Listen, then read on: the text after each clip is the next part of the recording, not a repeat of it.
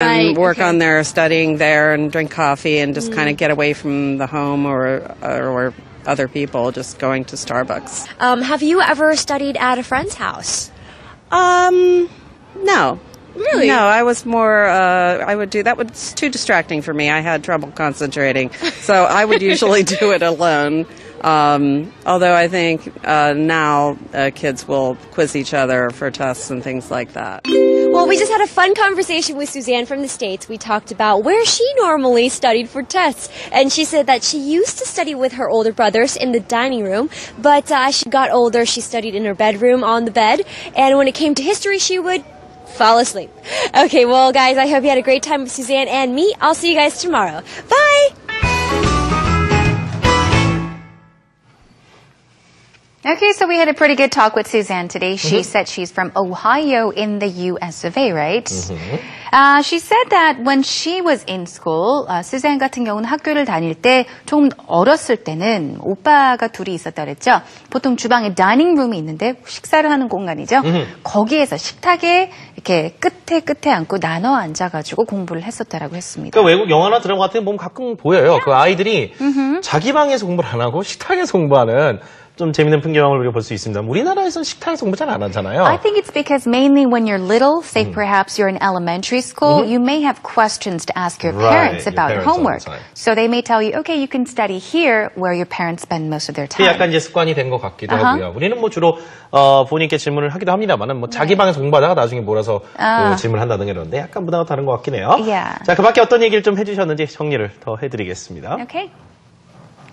자, 일단 제가 지금 말씀드린 대로요. 조금 더 어렸을 때는 perhaps when she was in elementary school, she would study in the dining room with her brothers. But as she got older, she studied in her bedroom. 조금 더 커가면서는 자기 침실에서 공부를 했었고요. 예를 들어 뭐 침대에 누워서 공부를 하거나 왜냐하면 조금 어떻게 보면은 뭐 집중을 더 할 수 있기 때문에 수잔 같은 경우에는 예를 들어서 요즘 학생들 같은 경우는 뭐 카페 같은 데 가서 커피를 마시면서 공부를 하는 친구들도 참 많지만 자기는 그렇게 하지 못했다. 왜냐하면은 조금만 뭐 소리가 나도 이렇게 집중을 못하는 성격이었기 때문에 그렇게 했었다라고 말을 하고요. So a little bit more about her brothers. Now she said she had two older brothers. 오빠가 둘이 있었다고 그러는데 한 오빠 같은 경우는 공부를 함께 할 때 약간 좀 장난도 치고 좀 괴롭히고 공부를 좀 못하게 방해도 하곤 했었는데 eldest brother라고 했죠.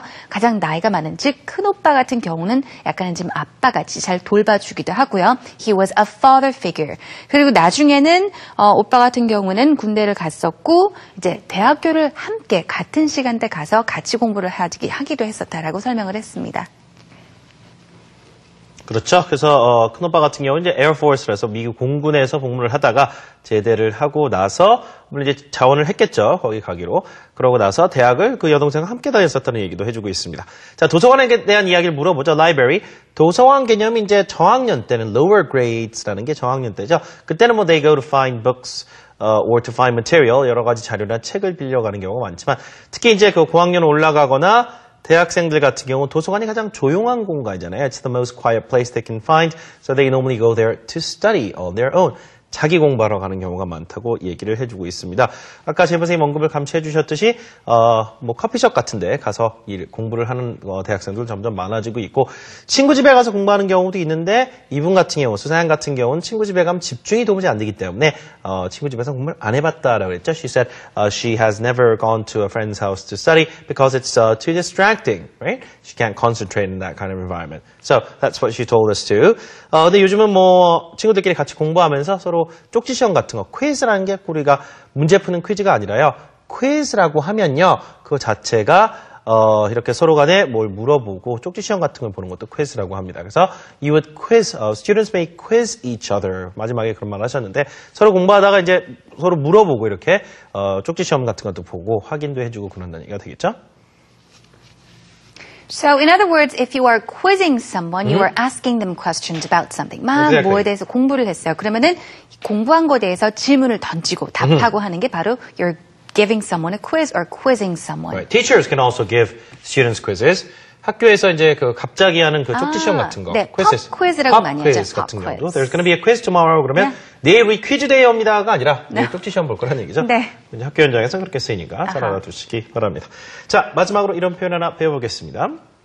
Today's expression, everyone. 오늘 이제 그 독서실에 관련된 이야기를 하다 보니까 이 문장 참 좋은 것 같아요. 학생들끼리도 그렇고, 너 공부 많이 했니? 혹은 너 일 많이 했니? 얼만큼 했니? 라는 걸 물어볼 때, How much studying did you get done? 자, how much studying 공부죠? Did you get done? 자, get done 해서 완료했다는 뜻입니다. 그러니까 너 공부 얼만큼이나 했니? 라는 얘기가 되겠죠. 같이 합니다. How much studying did you get done? How much studying did you get done? 여기에서는 공부 얼만큼 했니? 하지만 조금 전에 말씀드린 것처럼 너 그 일 얼마만큼이나 끝냈니? 그 일 얼마나 했어? studying 대신에 work로 바꿔주시면 되겠죠. How much work did you get done?